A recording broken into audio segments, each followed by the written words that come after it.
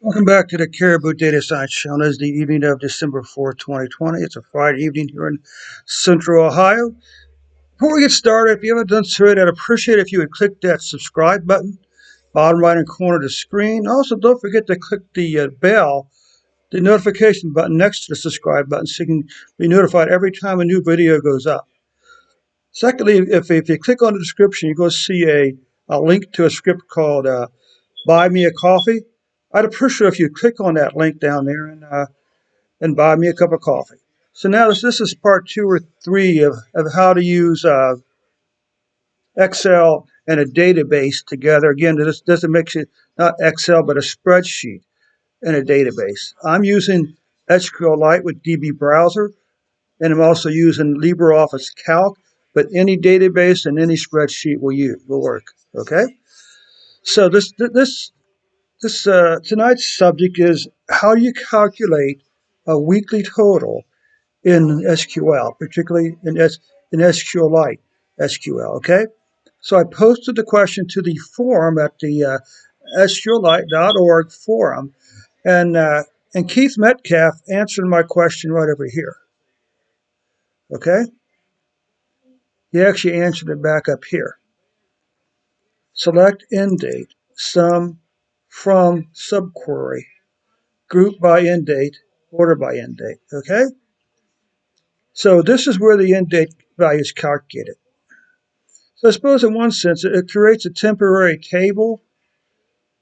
It contains weekly dates, so 1 week for each date. In this case, it's a Sunday date, the end date.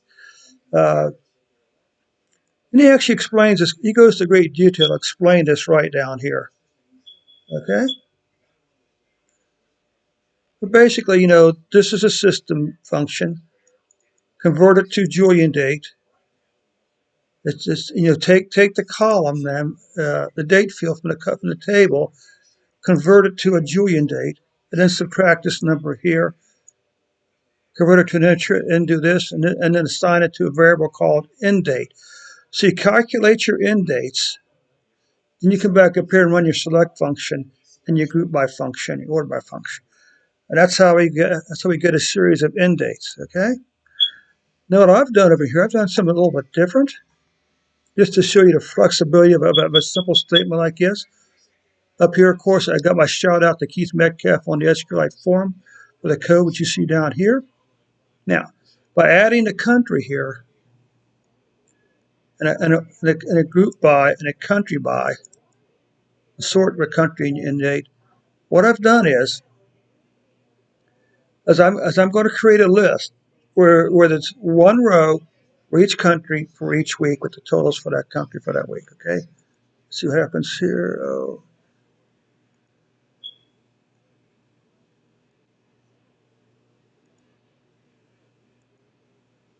okay.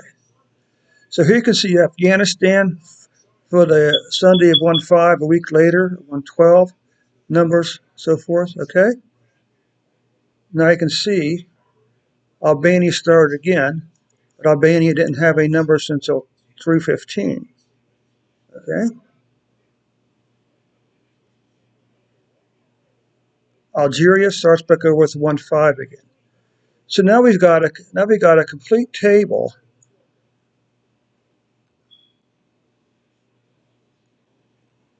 Okay, by country. So we come back over here, open up a LibreCalc now, paste this in. Let's convert this to a date.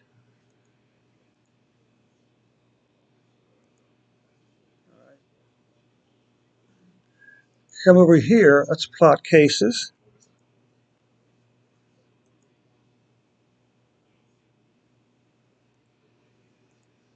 Create plot one.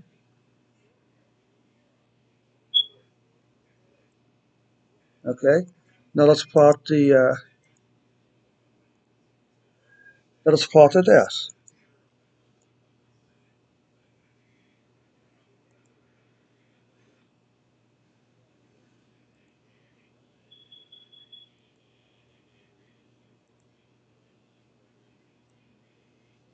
It's interesting. This is supposedly a weekly line plot, but it's really not.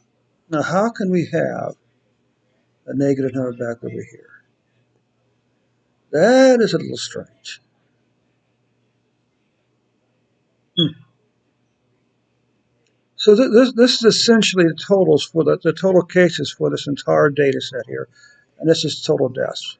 But we don't want total deaths. All we want is deaths for a particular country. Okay. So all we have to do is come back up here now, use the filter function. Let's say France.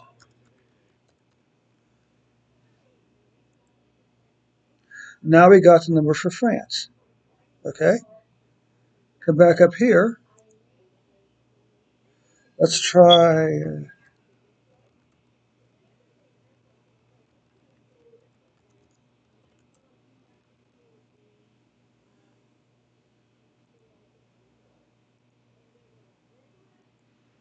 United Kingdom.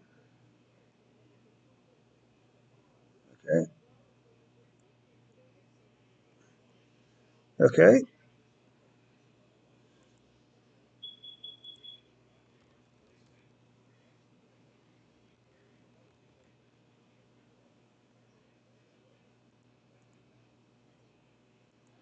And finally, the U.S.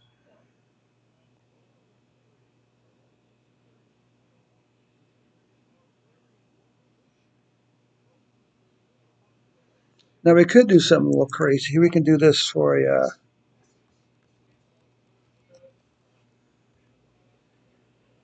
Now technically, no, I don't think so. I was going to say,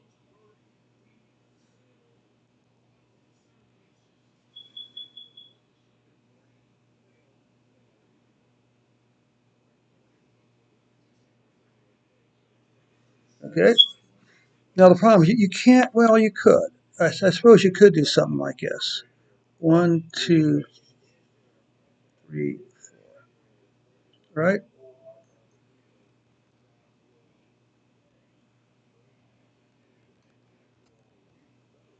Now we could. We technically we can come over here.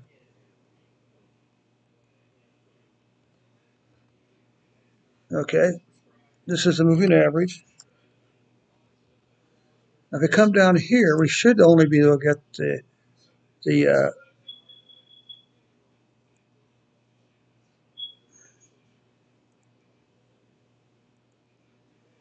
Okay, so let's go back. Let's get rid of deaths. Let's come back up here. Cases, deaths.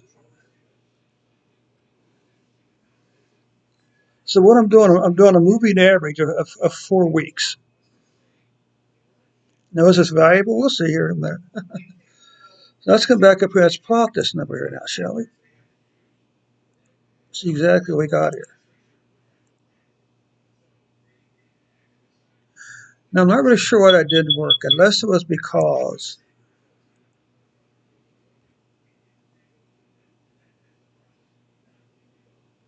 what if we do this?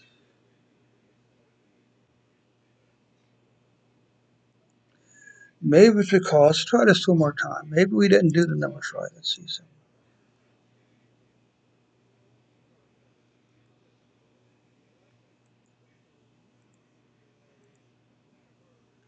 Nope, still didn't work, did it? Interesting.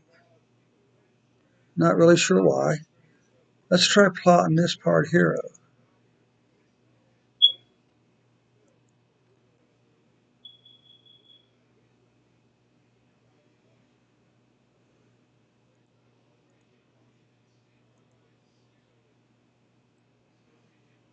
Now why you have this gap down here, I'm not really sure. Because this is reversed. This why it's interpreting these backwards, I don't really know.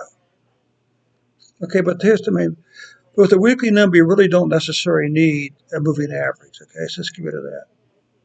It should work, but it doesn't. Okay. So now you got a way to produce weekly numbers by country. All right. You could, of course, also come down here and and do this. where,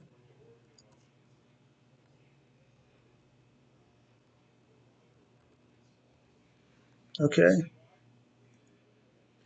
now you only have the U.S. numbers. All right. So with this one simple query, you can really do a lot with it.